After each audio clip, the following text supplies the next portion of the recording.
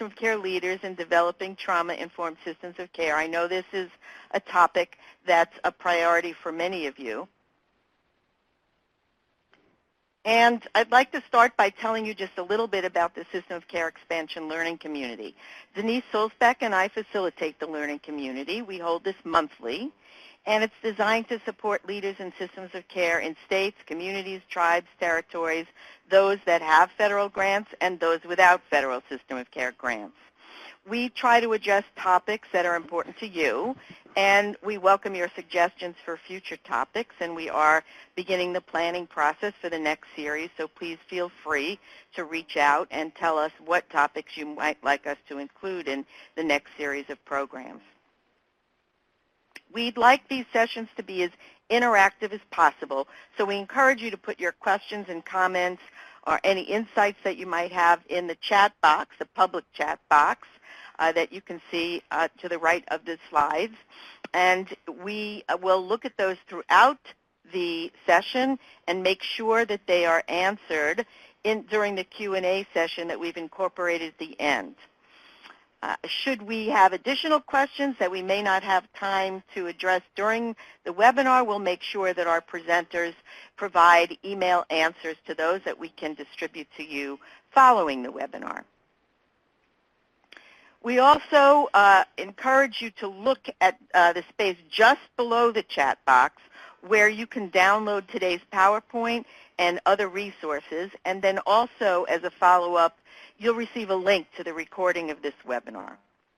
And I wanted to mention that at the end of the session, a link will pop up for a very brief evaluation survey, and we'd really appreciate your taking just a few moments to complete that and provide us with your feedback. We do take it very seriously, and we use it to improve our future learning community sessions, so it'd be great if you could take just a moment to do that.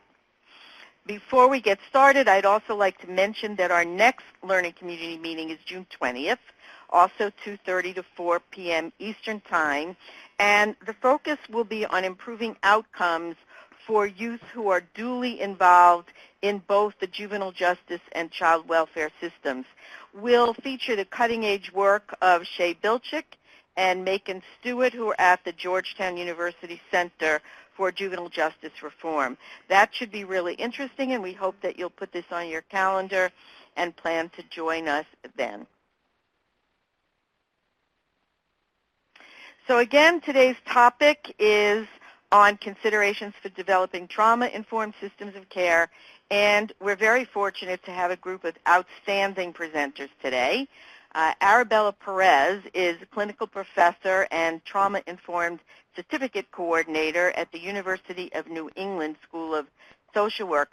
Arabella was an innovator in trauma-informed systems of care, first in a community in Maine, a system of care community in Maine, and then implementing this approach statewide, and now developing and providing training through a curriculum in a university setting. So we're delighted that she could join us to provide the framework overview and general issues in trauma-informed systems of care. And then we have three presenters who will provide us with very strong examples of systems of care that are doing extensive work on trauma, both at the system and service delivery levels, some locally, and a lot of it also statewide. Our first will be Ken Epstein, who's the Children, Youth, and Family System of Care Director at the San Francisco County Community Behavioral Health Services. Ken will have to leave us early, but he is willing to respond to any questions that you might raise following the webinar, so rest assured that any questions from Ken, for Ken, will be answered for you subsequently. Our second presenter is Chris Minnick. He's the System of Care Project Director at the Behavioral Health Alliance of Rural Pennsylvania, aka BHARP, and he'll talk about their strategies. And finally, we'll have Ruby Goyle-Karkik, who's the Deputy Director at the New Jersey Department of Children and Families, the Division of Children's System of Care, and she'll talk about their statewide work to infuse trauma-informed system work throughout the state. And now I'll turn to Arabella, who will get us started. Thank you, Beth. Arabella? Yeah. Yes. Thank you, Beth.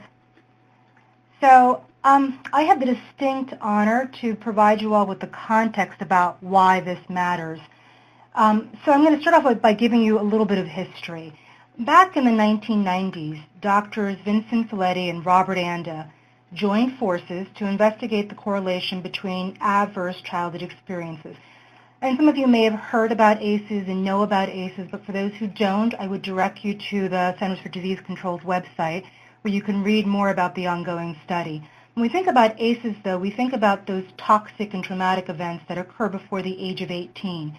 And what Drs. Felitti and Anda did is they identified that there was a correlation between ACEs and health outcomes. They found that an average of 4 traumatic events prior to the age of 18 led to significant issues with substance use, suicidality, depression, oppositional behavior, hypertension, cancer, and many other issues that would ultimately result in early death. Because of this study, what was once barely known or discussed in the public health arena is now widely accepted as a public health crisis. And trauma, for better and for worse, impacts brain development, and this impact results in social, emotional, educational, physical, and behavioral health challenges. And many of us, and I include myself here, who were taught decades ago as clinicians and as mental health providers, barely discuss the effects of trauma on the human lifespan in our own coursework. Often the focus of at least my education was around interventions that were focused on either reducing and or eliminating the symptoms that we now know are adaptive ways of managing the pain associated with the underlying trauma. Youth and family were often asked, what's wrong, not what happened. But all of this began to change in the early 2000s with the advent of the ACEs study, and along with mental health pioneers such as Roger Fallett, Maxine Harris, and Sandra Bloom, who joined consumers in verbalizing and writing about how the systems that were created to help them were in fact causing harm. And the harm wasn't just to the consumer. The harm was also to the people who work in the systems. To say that a child looks upon the world and that what she looks upon becomes part of her is to acknowledge the effect that trauma exposure has on all of us.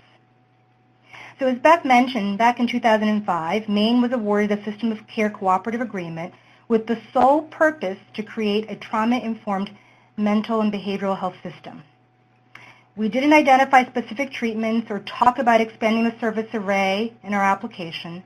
Instead, Maine, under the leadership of Dr. Jay Yo and the then Children's Mental Health Director, Joan Smirsky, who collected and analyzed data on how ACEs among youth receiving targeted case management resulted in poor treatment outcomes with higher expenditures, decided to provide education to all providers on trauma-informed care. Education. Surprisingly, we were awarded the grant. And I say surprisingly because in 2005, the concept of trauma-informed care was relatively new and unheard of in the children's world. And so we proceeded down an unfamiliar, less traveled road with little direction but lots of support from our families and our youth who said to us, this is the right thing. And we also work with our consultant, Roger Fallett. After educating providers, it was important to assess the effect that this education had on families and youth. Families and youth assisted in the development of a trauma-informed agency assessment, which made its way into contract language. It was important that we have concrete examples of how agencies were becoming trauma-informed and not just pay lip service or point to a treatment as evidence that they were trauma-informed. Because here's the thing about this. I always love telling this story.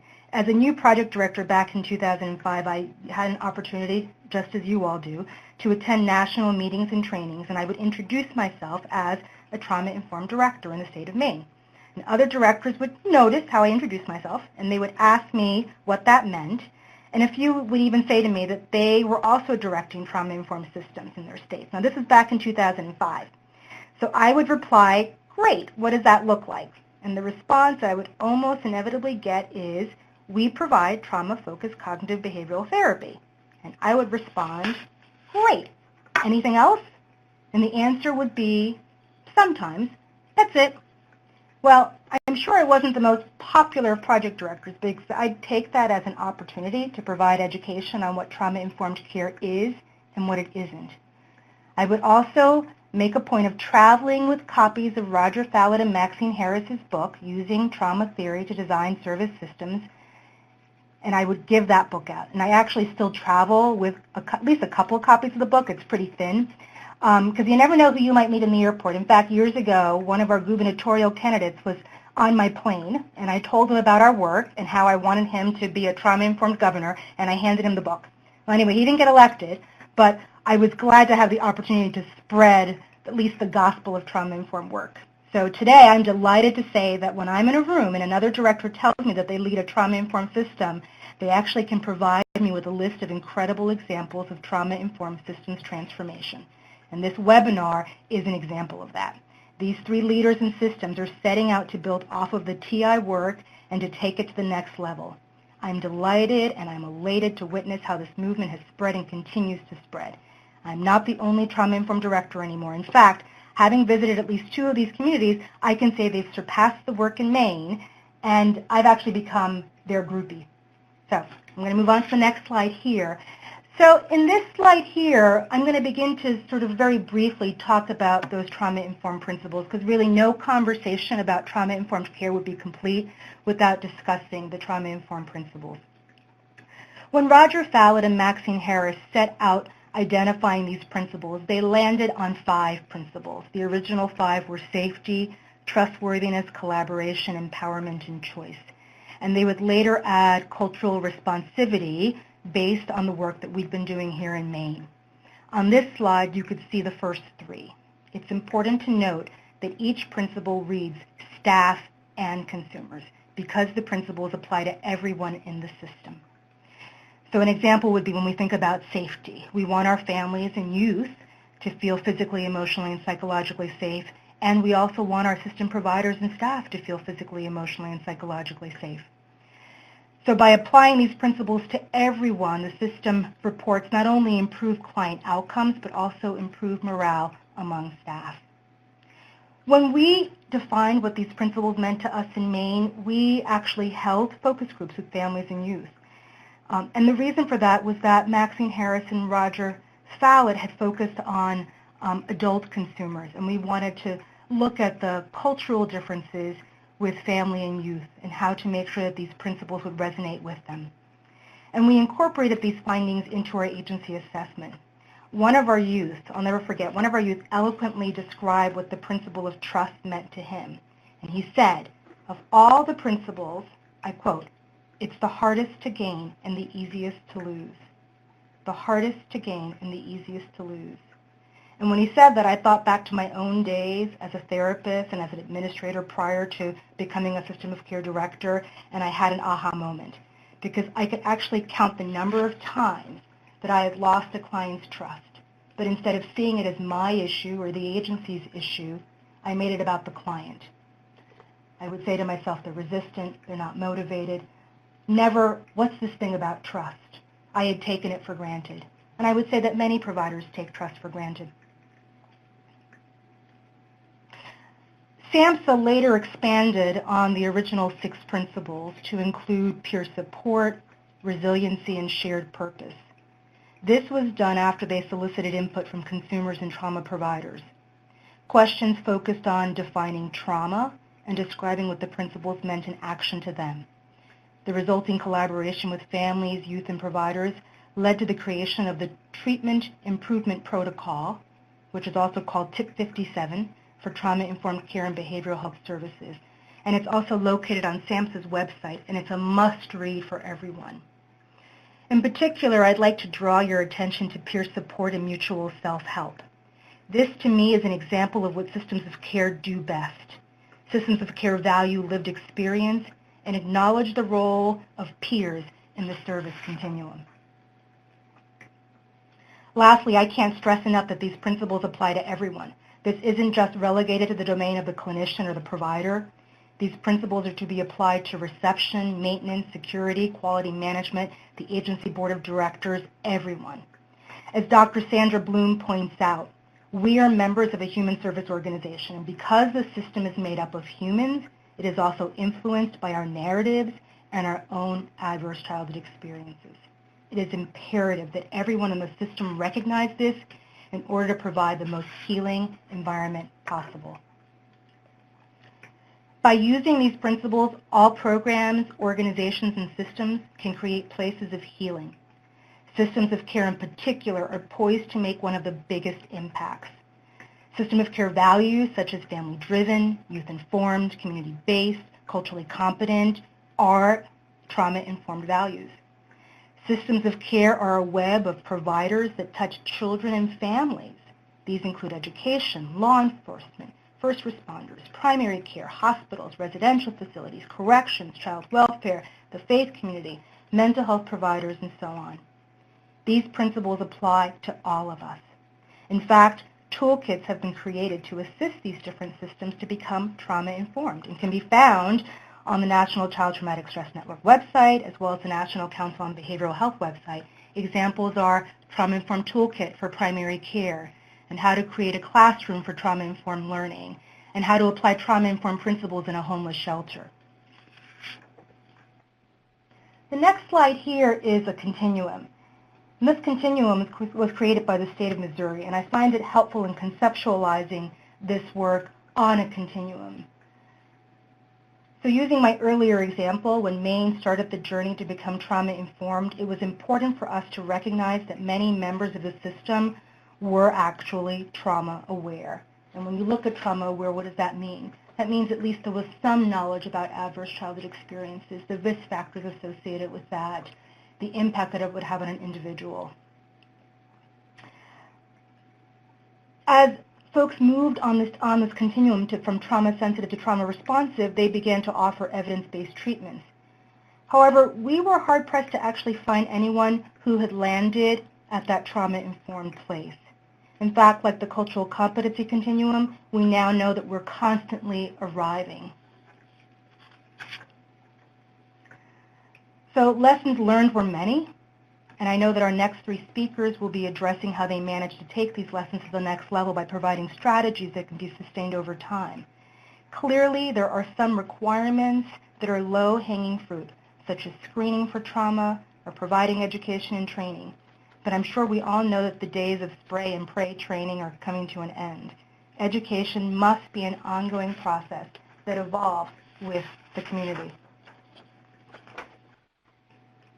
Applying a framework to the principles is a necessary step. Otherwise, the trauma-informed gains are likely to not be sustained. Again, using SANS's tip 57, they gathered lessons learned and identified 14 key strategies.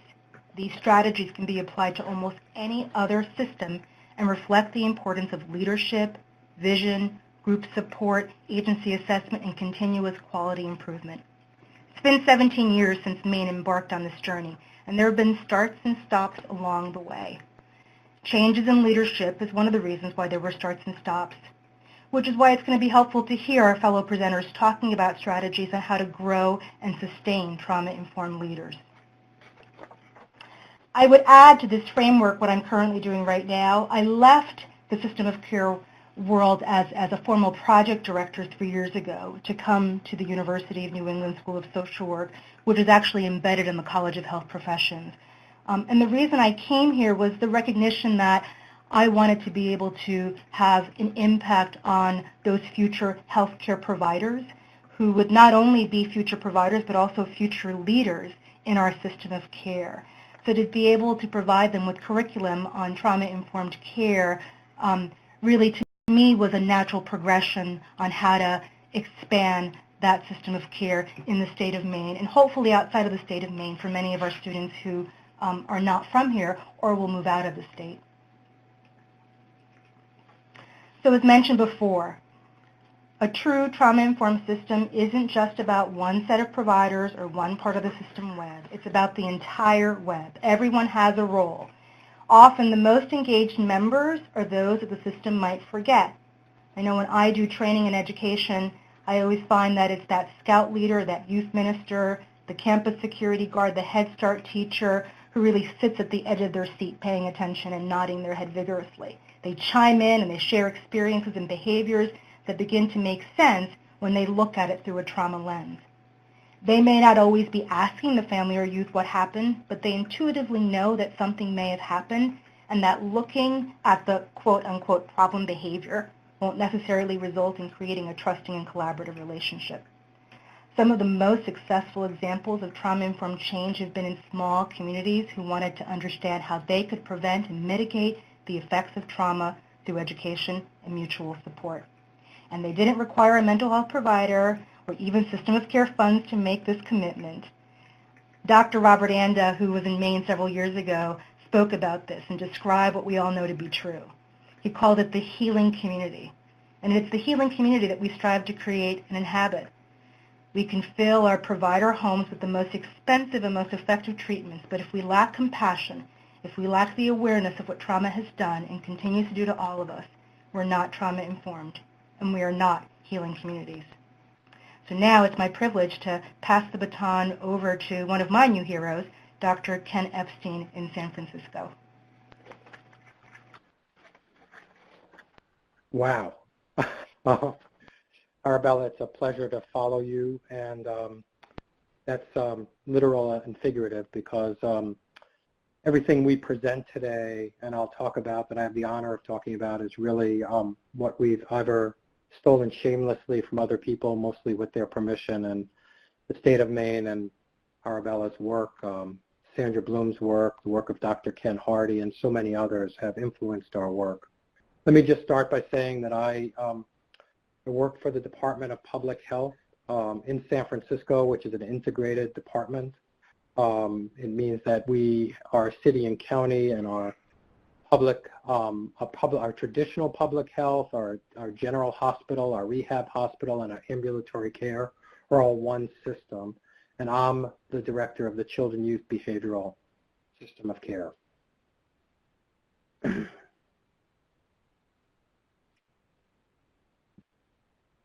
So I just want to start by telling you a little bit about who I am. I'm a white, male, heterosexual, Jewish social worker. Actually, I'm celebrating my 30th year as a social worker. I'm a middle generation of 3 social workers now.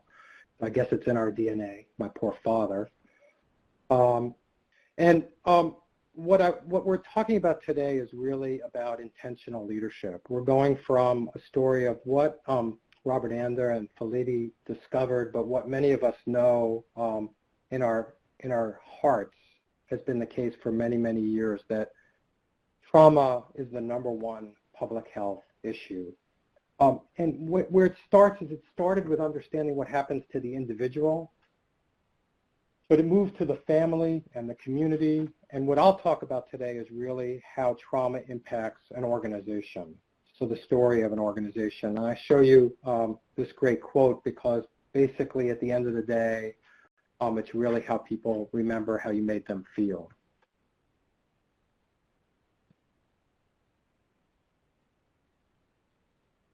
Sorry, I'm having a little, I'm just getting my, moving the slides together.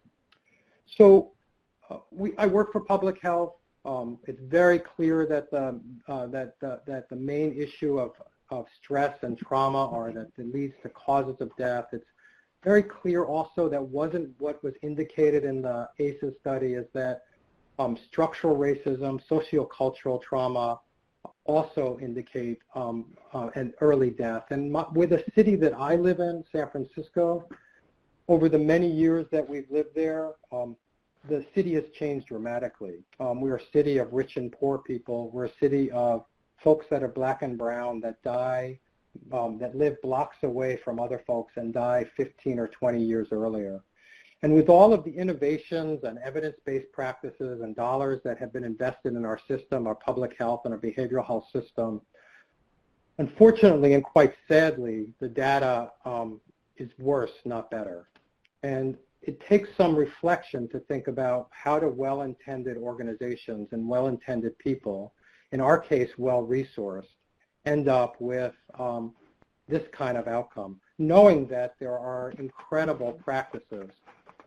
So we know that we've invested millions and millions of dollars in evidence-based and other practices into our system, and we also know that we're receiving this outcome. And when I started my job 6 years ago, I had the opportunity to talk to the new director of public health, Barbara Garcia, and I told her, she asked me why I was working in the system and why I was doing this work. And I told her that I'd worked in nonprofits and universities, that I'd taught, and I'd been a family therapist, and that I've been an individual therapist, I've been a clinical supervisor, and I'd watched as the system progressed that more and more talk, I think as Arabella said, was about a particular practice. We put out RFPs and people would write back with sort of all of the initials of the things they were doing, the things they were trained in. And what I knew from working in the system and working in the trenches is that many of those interventions were invested in people, were promulgated by consultants that came to systems and left. And when those people who were trained left the system, those practices left with them, and our communities were left with the same problems. That there was something going on in our system that both couldn't promote and sustain these practices as good as they were, and there was something going on that was creating an ongoing structure that created and induces stress in our staff. Now, I really don't advise anybody 2 weeks into their job to tell their boss that this is why they're working, because this boss, who happens to be a visionary, said, you know what, Ken, you should go train the workforce. I walked out of the meeting not even knowing that there were 9,000 people in the Department of Public Health. And that's where I became familiar with the work in Maine and the work that Sandra Bloom had done, because we ferociously looked through everybody that had done anything relative to organizational work on trauma. So we came up with a basic understanding that we know that trauma impacts clients and staff, but it wasn't well articulated that our systems, our administrative systems, our organizations, and ultimately government are trauma impacted. And that you see this every day. When I started my job, I saw clearly that people would come up to me and they'd introduce myself and they'd tell me when they were retiring. So I'd see the numbing. Not because they're not good people or they want to get out of the work, but because the system had really forced their mission out of them and forced them to numb or be reactive. So we know that trauma affects organizations. And how does it affect organizations? Well, I imagine many of you go to meetings. As a family therapist, before I knew what kind of practice I was going to do with a family, I would ask them what their structures were. When did people get up in the morning? If they had children, how the homework was done. Did they have family dinners together or separately? And you'd learn a lot from the structures and the way organizations work. And I don't know about your organizations, but my organization goes up and down in terms of budget cuts. There's always arguments about client needs versus HMO needs, and technology and paperwork demands over my career have gotten greater. And, you know, to say one thing about the meeting, I don't know how many of you, but a lot of my job I spend in meetings. In fact, when my daughter was 3.5, somebody asked her what she wanted to do when she grew up. And she said, you know, I want to be a social worker. And they said, oh, how great, just like your dad. And she, so wisely as a 3.5-year-old, said, oh, no, I want to work with people. I don't want to go to meetings. But the meetings that I attend often have people now on their devices. They start late. Sometimes they end early. You don't know where the decision is made. There are awful amounts of agenda items that don't get addressed, and on, and you see this embedded into our organizational structures, and they lead to a nonprofit staff turnover, or maybe in government organizations like mine, they lead to an unending amount of numbness and reactivity. So what I've been describing to you is an organization that induces trauma. It's reactive, it relives and retells stories, it's fragmented, there's interpersonal conflict. If you think about it, in our organization, you know, HR, human resources may have bad feelings about a particular program may have bad feelings about a biller may have bad feelings about facilities, and on and on and on, and this impacts the way we deliver our services. You begin to see symptoms in organizations like dissociation and amnesia. You can't remember, or rules that are invested in policies, but policies that can't be found, and ultimately, potentially authoritarian leadership. So we talk about this as inducing trauma, and if you think about a workforce from clerk to psychiatrist to nurse across it that are feeling the implications of a bureaucracy. Now, I say this not as if the people, but bureaucracies in their very selves, left unattended, are dehumanizing. So it takes intentional kinds of acts to humanize them. So after I had this conversation with the director and I freaked out about having to train and figure out how to lead an effort for the department and gathered all of the experts that we could, we developed this trauma-informed training, which is a one-on-one training. And the idea of that is to do a shared language, foundational understanding of trauma and healing, and understanding the nature and impact of trauma to train the workforce from clerk, everybody up to what happens to trauma. But I think as Arabella told us, the train and pray method doesn't necessarily work. And where we're heading is towards being a healing organization, one that's reflective and collaborative. And I'll talk a little bit more about how we're heading in that direction. One that reduces trauma. So you can see we also have a set of principles. Our training is guided by the principles. We have competencies based on these principles, and our evaluation tool evaluates our capacity to deliver on these principles. And our training goes from neurobiology through perspectives, perspectives being race and trauma, gender and trauma, place and trauma, as well as our systems, service, and trauma understanding. So how do you get to a healing organization? Well, frankly, in 4.5 years, I'm too humble to answer that question. I will say we've trained 5,000 people in our organization of our 9,000. We've delivered on, in-person 3.5-hour trainings to 14,000 people regionally and across the country. And so it starts with leadership engagement. Leaders have to be engaged. What we learned in all our evaluation tools is when we trained our staff, they said two things that are really quite critical. One is they loved the training from doctor to clerk. Even a person from housekeeping that went through the training stated and looked and said that the training really helped them understand why their patients were grumpy, which is a big change if you're in housekeeping and you're feeling grumpy about your grumpy patients.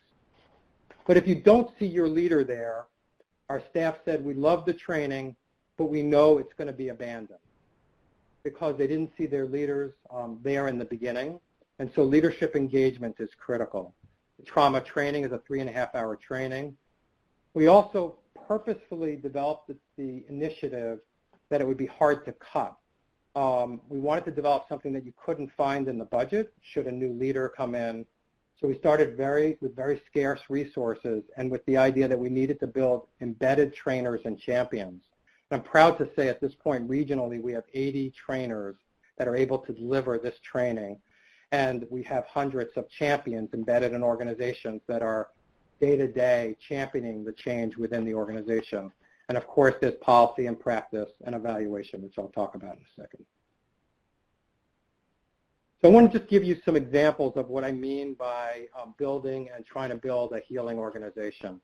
From a cultural humility and responsiveness, we've done cultural and racial humility trainings across our leadership, which involve us talking to each other about the micro and macro, implicit and explicit aggressions that we make in the day-to-day work of our workforce. We now have, quite incredibly, a mindfulness coordinator for our organization that's building a methodology of putting mindfulness into our meetings and into our daily work and into our lunch times.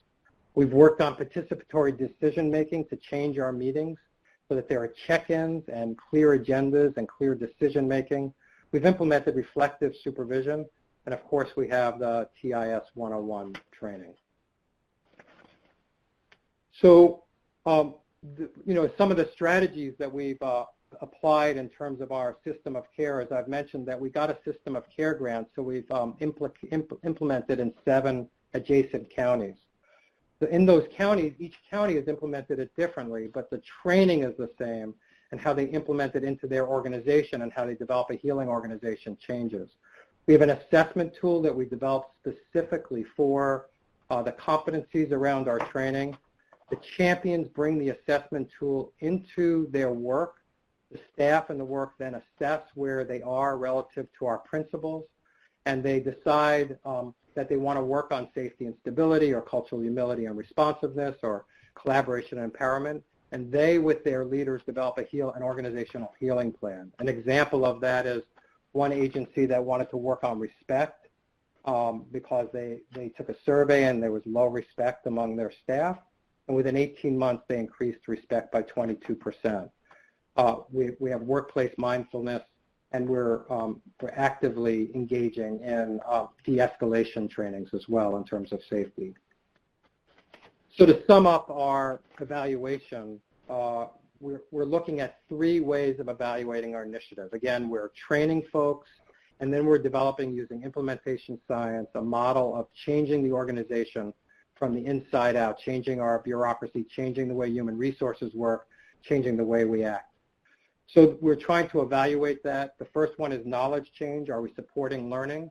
And we know that from this, that participants evaluate and like the training, and that one of the key findings is that they use the curriculum to improve and support the initiative, that they believe that if they're trauma-informed, their practices will be better. We use something called a commitment to change tool. That we're evaluating practice change. Are we doing something different based on what we've learned? And ultimately, we're evaluating systems change, both our relationships to each other and how our workforce is doing, and ultimately, in our early adopters, whether there are changes in the evaluation and health of our clients.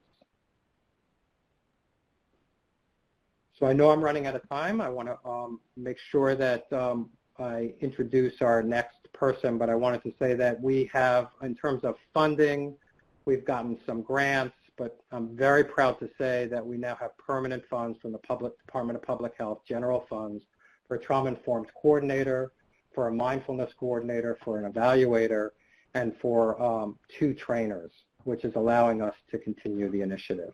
If you want more information, I encourage you to look on traumatransformed.org. We have all of our assessments, our tools, our champions and leadership tools, and anything else you might be interested in. And I'm happy to answer questions. I know I need to leave early. I am proud to introduce someone, Chris Minich, to talk more about the work that they're doing.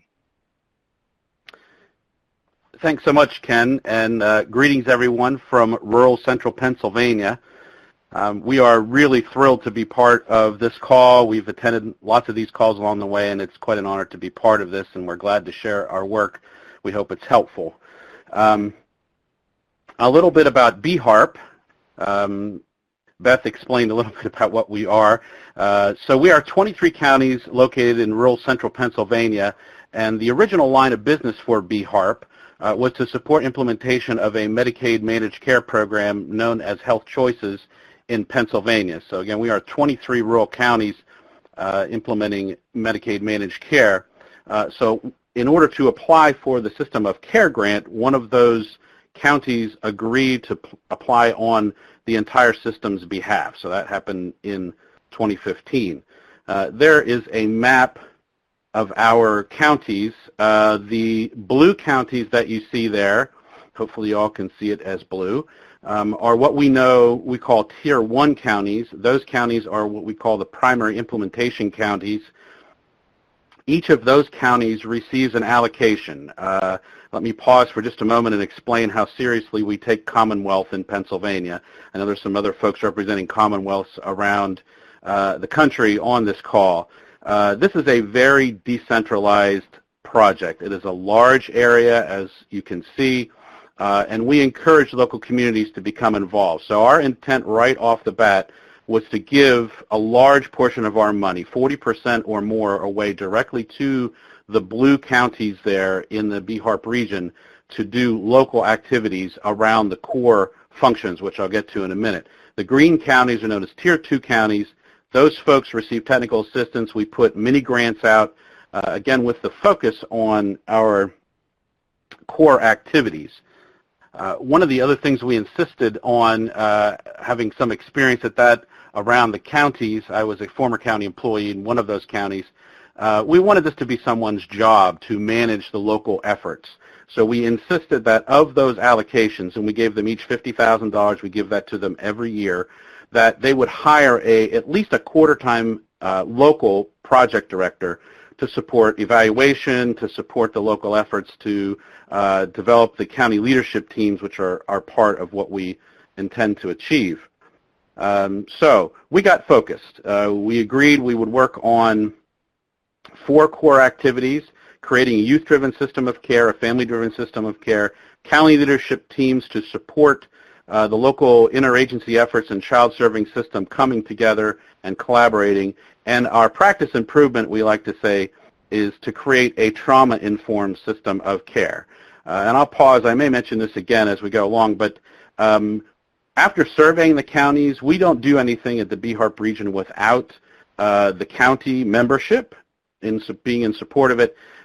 It was unanimous that we work on trauma-informed care as a part of the System of Care project. And if you will, it is I hate to say it in such a fashion, but I'm going to say it, it's a sweet spot among all of the areas that one might work on in practice improvement because it resonates with so many people. And Arabella and Ken certainly did a great job at explaining in their systems how that impacts their focus.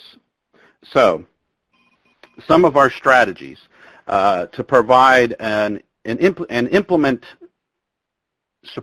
implementation support in trauma-informed approaches to every child-serving system. Ken mentioned this. I'm going to reinforce this.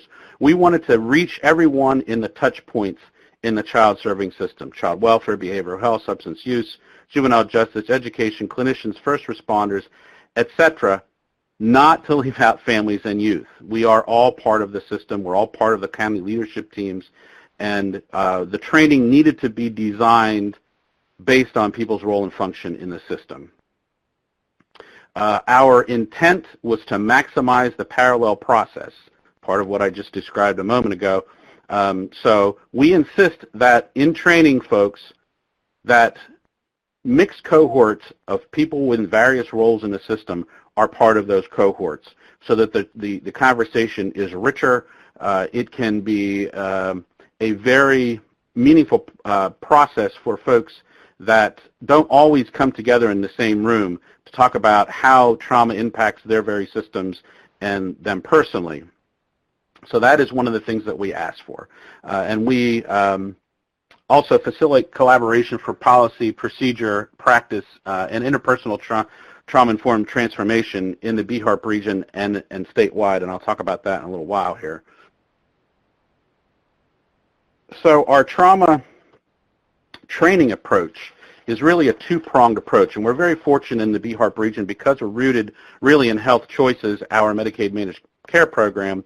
There are dollars and supports there from the managed care organization to support some of the training, as well as some of being able to maximize then the system of care dollars that we used to support, as the slide indicates, most of the system of care partners. So Health Choices reinvestment dollars were used to support trauma-focused CBT, cognitive processing therapy, and seeking safety training, along with some other training around secondary trauma to support those individuals that are practicing. And then we used our dollars, as I said, to engage a training partner. You all should know, as we worked through this process, that the counties participated at the base level of choosing that partner. Some of those folks have already been mentioned. Some of those organizations were mentioned by Arabella and by Ken. The National Council for Behavioral Health has an excellent program. Sanctuary is an excellent program. We talked with the folks at NCTSN, a National Child Traumatic Stress Network. Those folks provided an excellent program. What resonated with the counties in choosing Lakeside Global Institute is that the training was over time, and it did not require initially enormous amounts of time out of the office to accomplish it. These trainings that Lakeside provides generally are about 2.5 hours apiece over several weeks, depending on the level of training. So I did want to mention as well our annual conference. So we bring the clinical folks that are being trained as well as the system of care partners together for a large annual conference. We call it the Trauma Institute. And we've been very fortunate to bring in, as I say, the rock stars, or some of the rock stars in trauma. Dr. Sandra Bloom was with us twice over the past couple years, and then Dr. Bruce Perry came with us last year. Most of our training, I will mention, is based on brain science. Again, it resonates with people, and it is what Lakeside developed their curriculum around. So funding for the training, the partnership with the Medicaid managed care provider, they provide some additional funding. The reinvestment dollars from the Medicaid managed care program that I spoke with you about. And incidentally, on the management side, those dollars we've understood to be scrubbed and available for match. That's been very helpful. And then SAMHSA funding from the System of Care grant. So the training is customized based on the people in the room. So Lakeside has developed several levels of training. Interestingly, a lot of them parallel, if you remember Arabella's slide with those 4 columns on it that describe the progression of becoming trauma-informed. Those trainings kind of lead up to all of that. So the 100 level courses are introductory courses for community members, child-serving agencies, support staff, school districts, families, youth, with custom components based on the primary audience. So we asked Lakeside specifically to develop youth and family trainings, and we are just approaching an ability to have youth and families actually provide those trainings. Those groups for Trauma 101s, if you will, the 100 level trainings, are not necessarily mixed. So for example, some of the school districts have asked us to come in and provide 100 level trainings just to develop awareness. So I'm going to pause for just a second and mention another piece of information that we got from the Technical Assistance Network when we first started, and that is it is good to give people some level of training before you assess them as to their readiness and their sense of being trauma-informed. We tried to engage the Technical Assistance Network very soon into our project, and something that one of the folks there explained to us seemed to make a lot of sense, that in many cases if you assess a system early on without much background and understanding about trauma, they may overinflate their responses. Yeah, of course, and Arabella actually mentioned that some of the clinicians, you know, when she was going around as a project director, people would say, well, yeah, we do that because we have a clinical program. Well, that's not the entire story. That's part of the story, not the entire story. So we just recently began implementing in the midst of our second year actually, an assessment of where we stand organizationally in these local communities. And we are getting those results in now with the intent, of course, to guide our future plans for training as we end our grant in about 1.5 years now. So anyway, back to the slide. So advanced trauma training, these trainings are intentionally small groups. Lakeside practices very fidelity-based adult learning theory. They are very clear about being isomorphic, if you will, the same as what they train on, in that they care for people in the trainings. They're very cautious about making sure that folks are doing okay. Training can be very triggering for folks, and no matter what role you play in the system. So they are kind of quasi-college level courses, which include reading, some self-reflection, small group work, all with the intent of providing all of those things that were talked about before in terms of safety, etc. The different levels of more advanced training include enhancing trauma awareness. That's 6 sessions over 12 weeks. Deepening trauma awareness is double that amount of time, and as is applying trauma principles. By the end of that sequence, and we just over time now, remember we've trained over 3,000 people, 15 people at a time in some cases. So it's taken a while to get to the end of the sequence, but we do have some counties now that will be finishing up and doing the applied trauma principles piece of the training. So a moment about outcomes. So we have, for those of you that are System of Care project directors, you know we have IPS to report on, and so we've been reporting on some policy and procedure changes and MOUs that have been developed among the systems, specifically around practicing trauma-informed approaches. Of course, some of those MOUs include our disparities impact statement and et cetera, pieces that that are also required, but we really wanted to make sure that we were focusing on policy and procedure development, again, hoping this will grow roots. The formation of a statewide trauma-informed community of practice, BHARP, and some other folks from across the state began this, and it now includes a huge variety of clinical folks and training providers with the intent to develop a curriculum for statewide training that would not cost. You know, we're thinking sustainability now with that umbrella. So we are hoping that our training will be developed very soon, targeted for specific audiences such as schools and juvenile justice, etc. That would be free and guided with coaching. Local trauma-informed pilots include Handle with Care, which we learned about on one of these calls in the past. That's a network that includes law enforcement, sharing information with school districts, and the child serving system representatives that supports young folks that may have experienced trauma that involves law enforcement. Neurologic training is the next level of training for school districts, and that is specifically focused on classroom strategies along with all the brain science. And most importantly, we've been demonstrating some improved outcomes for individuals and services, and this is from the NOMS survey. Folks are familiar with this. So year one, and externalizing behavior problems at 25% were reduced to 14.1%. And in year one, internalizing behavior problems at 50% came down a little to 47.1%. So we're feeling like we're on the right track with this in training to emphasize all of the touch points in the system.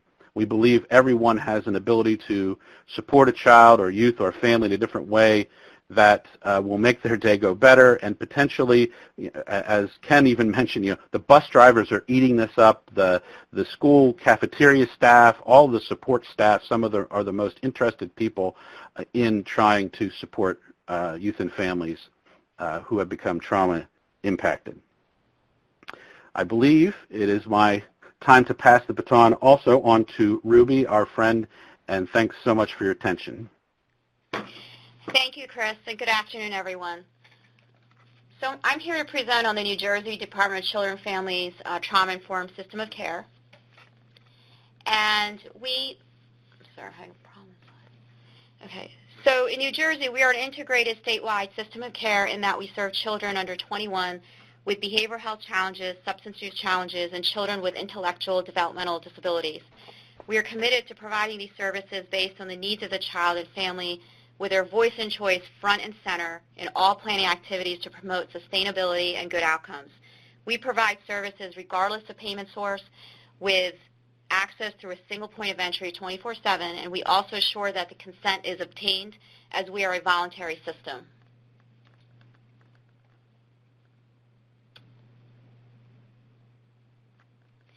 So this is New Jersey Children's System of Care on a page. I want to point out a few things here to help visually draw connections on how we infuse principles of trauma-informed care throughout the system, from policy program design and development to practice. I hope this offers some concrete examples for system of care leaders. Staying true to the system of care approach and wraparound already means we are strength-based, we practice individualized care planning, and we assure that youth and family voice is prominent and drives decision-making. We have a contract right here. We have a contract with Rutgers in which we offer trainings on trauma and provide technical assistance to system partners. Trainings are provided throughout the state free of charge to system partners, families, schools, anyone who is interested. Rutgers is also providing the necessary coaching to implement a 6-core strategy successfully in our out-of-home programs settings through our SAMHSA grant, which I will discuss in more detail later. So the first point of contact for families is through our contracted system administrator. It's a single access to care, and the care coordinators there have also been trained in Nurture Heart approach. This is also part of our SAMHSA grant. I'll talk about that a little bit more later. And the phone call itself can allow itself to be a very effective intervention for a family that's calling in crisis.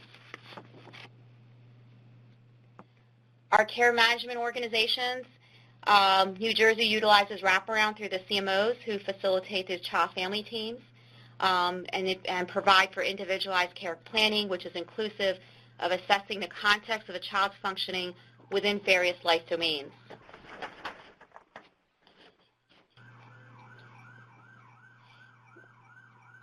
I'm sorry, I'm just trying to get the pointer.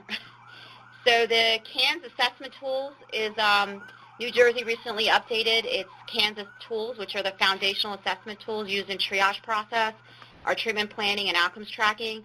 The CANS tools are used to help understand the child in the context of their own environment, understanding the biopsychosocial context aspects of the youth and family to help gain insights on how to identify strengths and needs and to best assist and plan. We have also included trauma modules in our CANS tools, and if anyone's interested, the CANS tools are available on our website. Our mobile response is dispatched based on family-defined crisis. This is another tenet of trauma-informed care. Our family support organizations offer peer support and advocacy and have youth partnerships embedded in each of them. We also have a statewide youth ambassador at the government level, which has really elevated the youth voice throughout the system. And underneath all this, we also want to make sure that that throughout the system of care, language is important. We want to be sensitive and consistent in how we talk about youth and families, how we talk with them, and how we help them. We also infuse nurture-heart approach throughout the system, and I'll discuss this in more detail later. But this is imparted on all system partners to help promote nurturing, healing environments wherever the youth is at. We've also embedded the requirement for training in the Nurture Heart approach as a standard in RFPs. Just need to get to the next slide.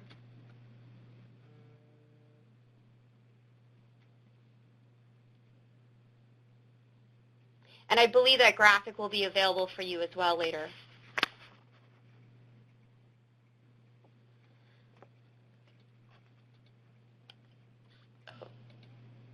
So the Children's System of Care objectives are to help youth succeed at home, in school, and in their own community.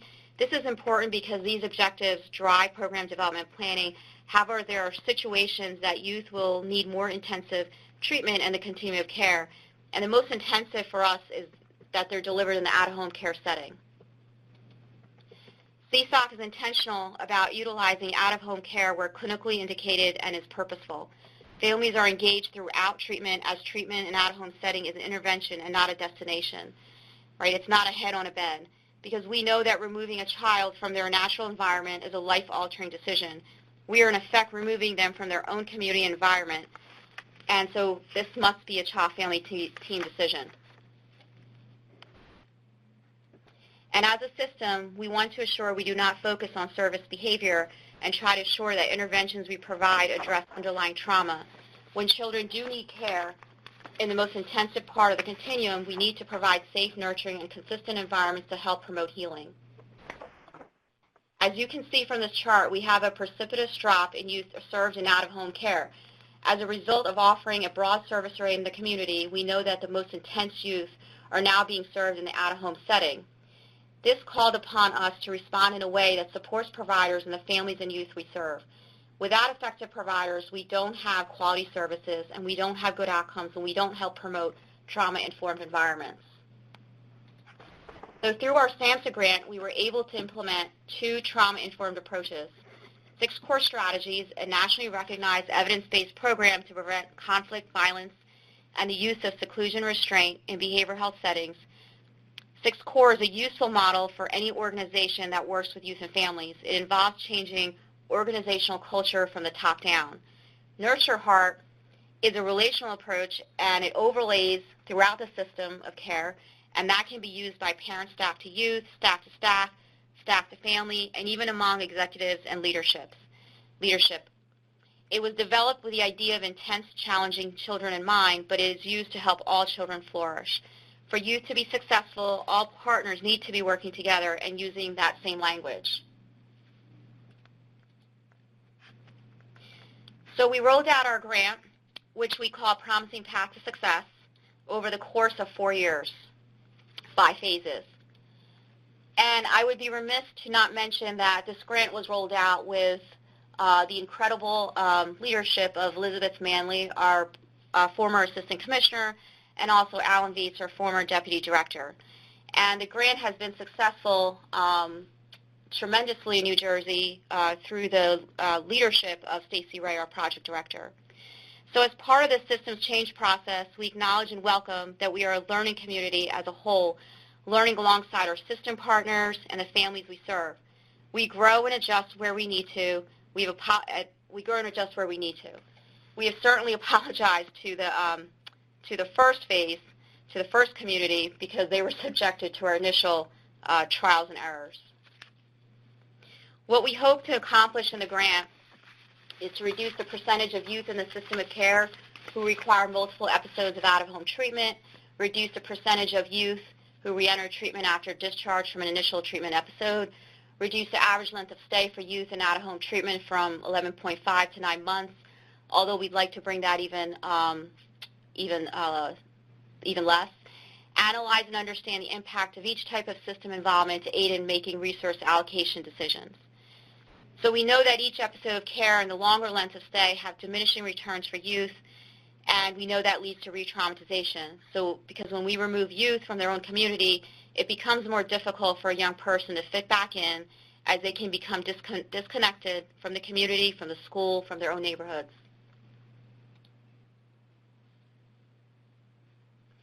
So the 6 core strategies to prevent conflict and violence, reducing the use of seclusion restraint, the 6 cores are top to down. We want to make sure that leadership is invested towards organizational change. It is not sustainable if leadership is not involved. The use of data to inform practice, that's how you get buy-in, and that's how you also let people know where there's successes and challenges to help improve quality practices. Workforce development, particularly important around the frontline staff. Full inclusion of individuals and families, certainly an important principle in trauma-informed care, and the use of seclusion restraint reduction tools, which include the environment of care and use of sensory modulation, again, creating nurturing, healing environments. And the rigorous debriefing after events in which seclusion restraint might have been used is also extremely important in terms of implementing these strategies to help improve the delivery of out-of-home care.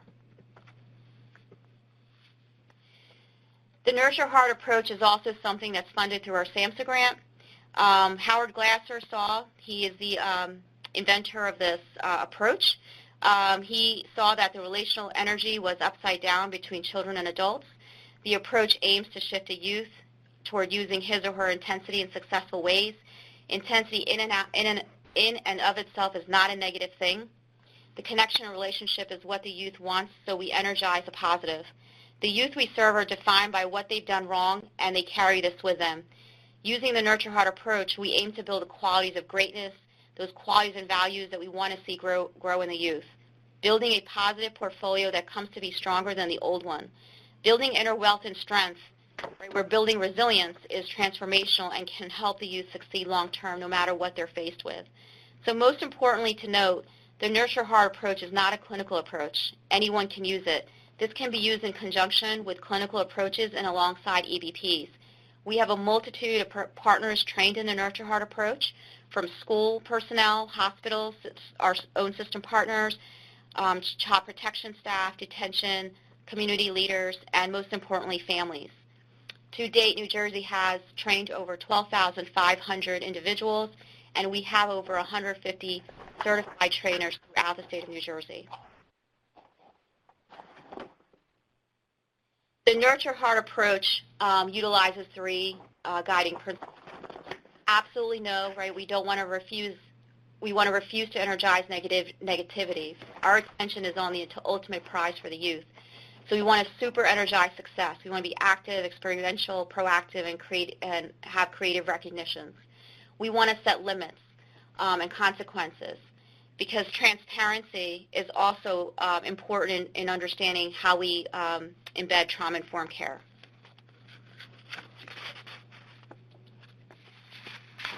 We want to create a deeper sense of success and inner wealth resilience for the child.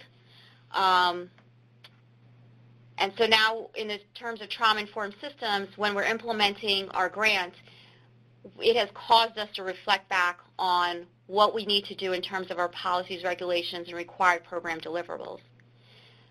We include providers in policy development. We obtain feedback from families that help inform, drive, and identify change. The inclusion of a youth ambassador at the state level is a step up to really, and in her words, amplifying youth voice at the governmental level.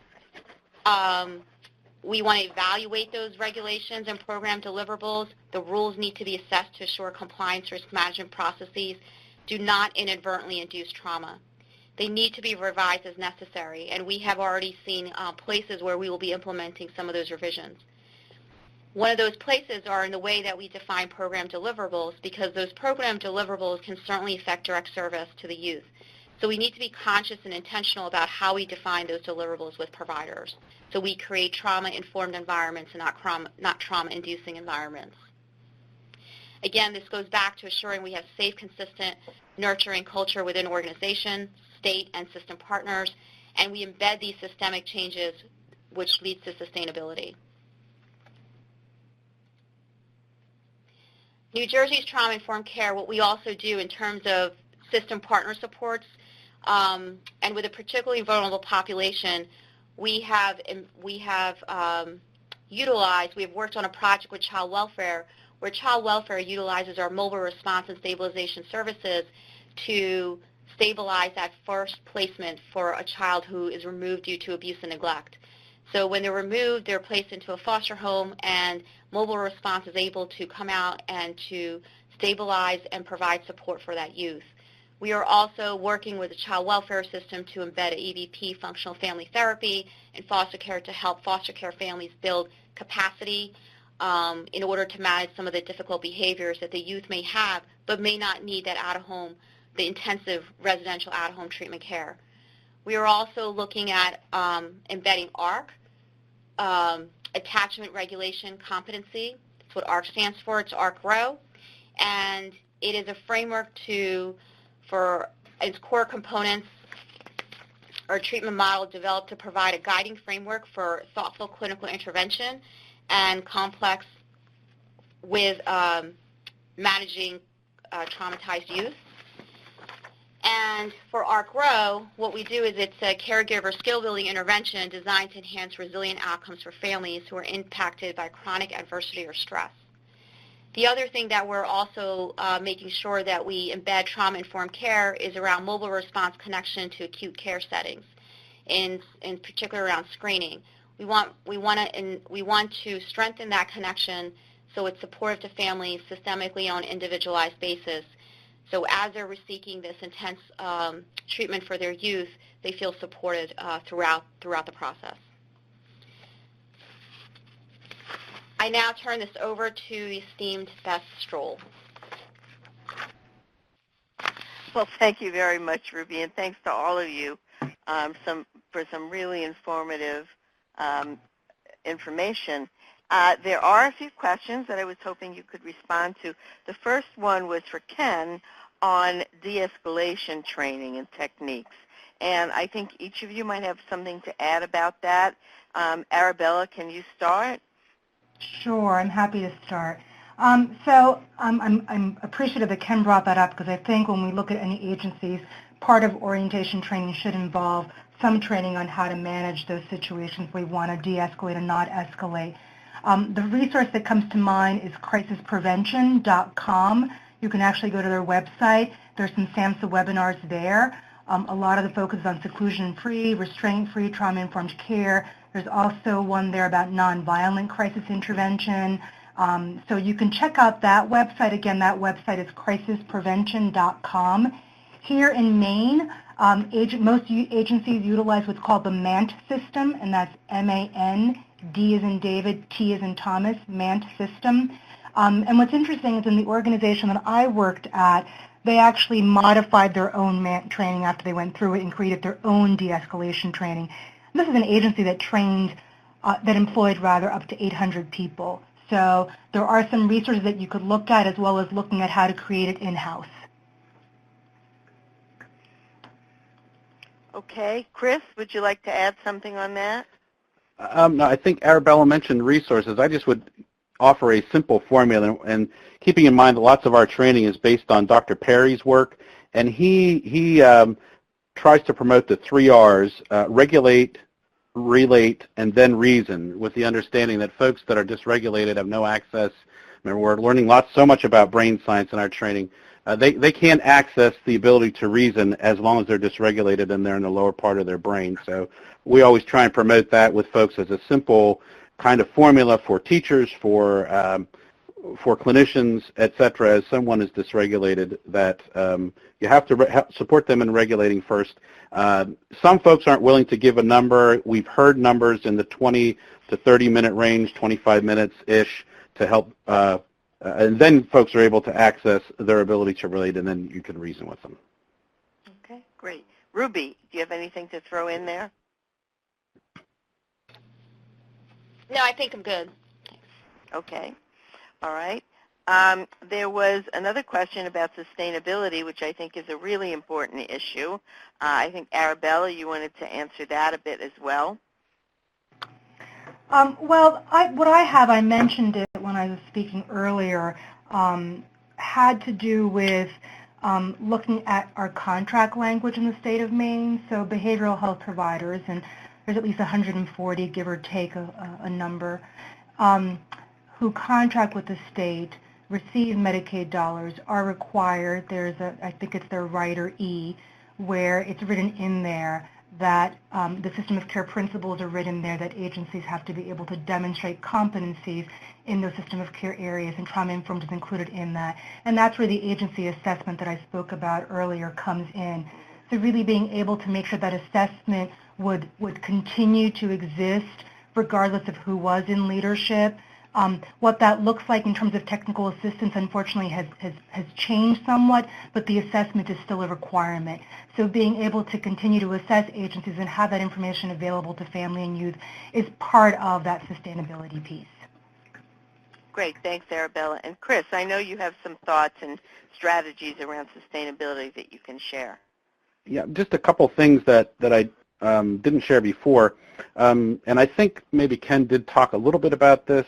You need to focus on both ends of your system to provide an ability to sustain what you're hoping to accomplish.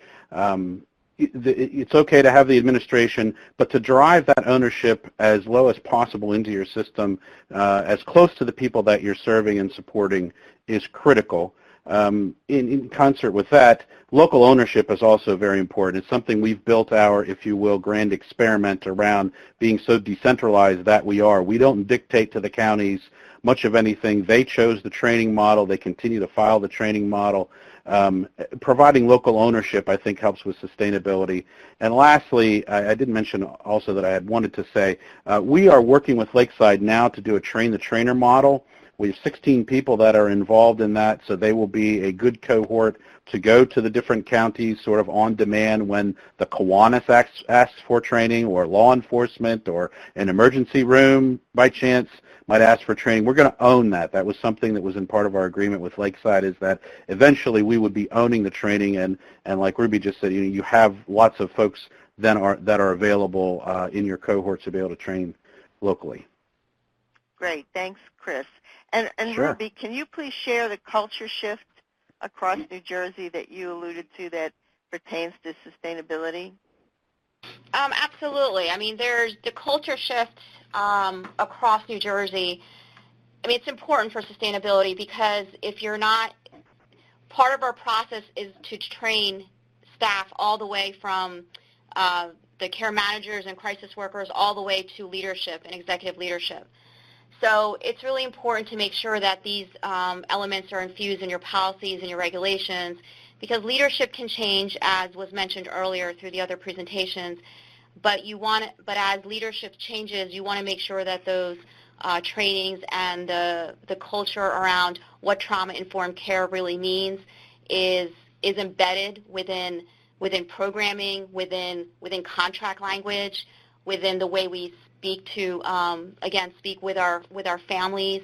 So really making sure we are always out there in the community promoting that language is important, promoting, the nurture heart approach, promoting all these other things that we want to make sure that no matter whenever anyone leaves, it just continues to be available to whenever a youth or family needs assistance from the New Jersey Children's System of Care. So, Ruby, this is Denise Best, and so Liz and I are in the same room, and we're just talking about some of the vivid examples you can see and feel in New Jersey, and I just wanted Liz to talk about the examples of the schools actually coming and asking for nurtured hearts, and how the youth in the residential started calling the staff out on it too. That's right. So the culture shift really in New Jersey, you could feel it. You could feel it from the administrators, from the frontline workers, and mostly from the youth themselves. So in an at-home treatment setting, a youth might say to a staff member, I think you need a reset, right? And then in the past, that might cost that youth a lot. And now the staff will say, oh yeah, maybe I do. It's amazing that understanding of the impact of nurture heart has been really powerful.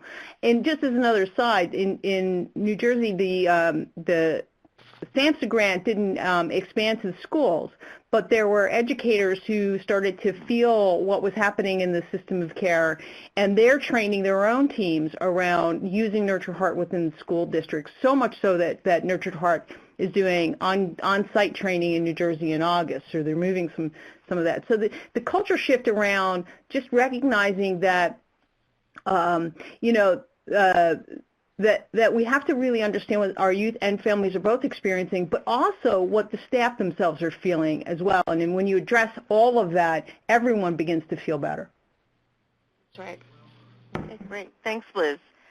There was a question earlier around the definition of inner wealth, and Stacy in the chat box was kind enough to respond to that. Is there anything that, in particular, Liz would like to add to that? The one thing I would say about the inner wealth, because I think Stacey did a great job in answering that, is, one of the interesting things that we learned in the beginning parts of the rollout of Promising Path was how impacted the staff were by their own trauma and what they brought to the conversation in the first place. And so as leaders, we recognized that we actually needed to build the inner wealth for the staff who were working with our youth on a regular basis. And not just once. We needed to build a culture in which folks could learn and improve, but also be able to manage some of their own experiences as well. Great. And Ruby, anything to throw in with that? No, I mean, I just wanted to emphasize, too, that, Liz was talking about the schools and a system that we didn't even appreciate would be so interested in Nurture Heart approach was a hospital system even. There's hospital systems in some counties that are embedding the Nurture Heart approach, and how they're dealing with youth. We have detention centers. We have child protection. We have foster parents. We have certified trainers in the Foster Care Association. So that's pretty incredible in terms of creating a sustainability across New Jersey, across several child-serving systems. Great. Thanks, Ruby. One other question from Beverly is that it's been difficult to train or develop ideas or strategies to help parents identify natural supports in the community to help youth stay engaged in their recovery. Would any of you like to respond to that?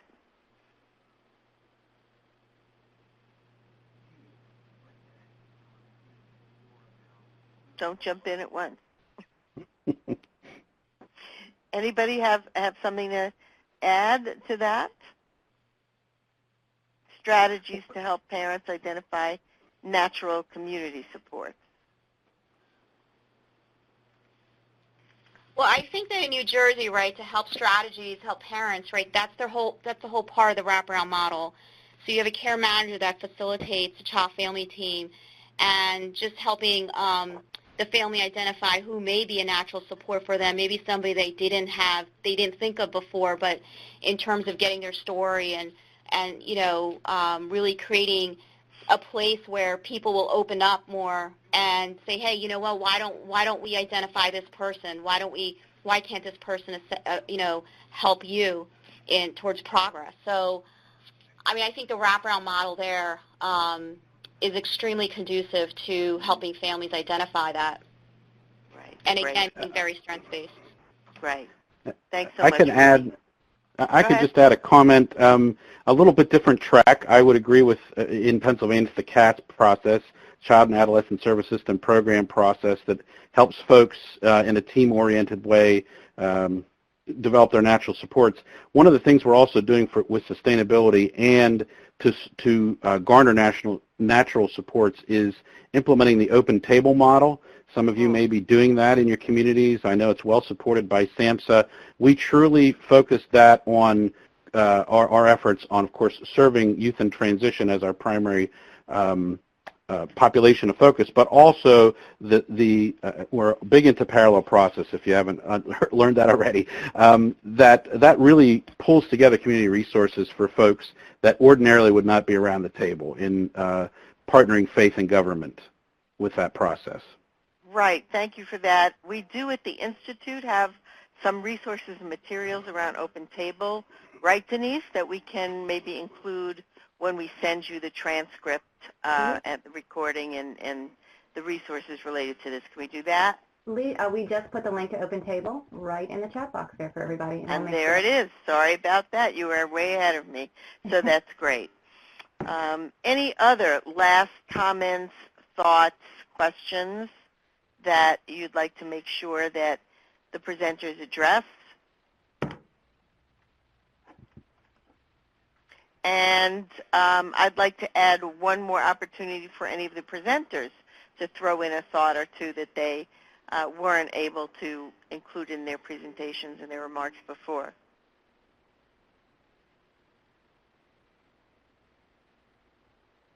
Okay. Okay, well, we will be wrapping this up. I'd like to take this opportunity to thank our presenters, Arabella, Ken, Chris, Ruby, for your outstanding work on this learning community session. Tremendously rich information you shared. I think you provided some very concrete and practical strategies for participants to apply in their own states and communities on how to think about trauma-informed systems of care, and particularly that this is more than trauma-specific services, but it involves systemic changes. And I think that's really an important takeaway message for you today. I also want to thank Tiara Brown from the TA Network for handling all the technical aspects of this session and doing it so well, as she always does. And please use the link that will pop up now to complete the very brief evaluation form. We do take your feedback seriously. And one more last plug for the next Learning Community meeting. That will be on June 20th on improving outcomes for youth involved in both juvenile justice and child welfare. So in closing, thanks to all of you for joining us today, and we hope to see you in June. Enjoy the rest of your afternoon.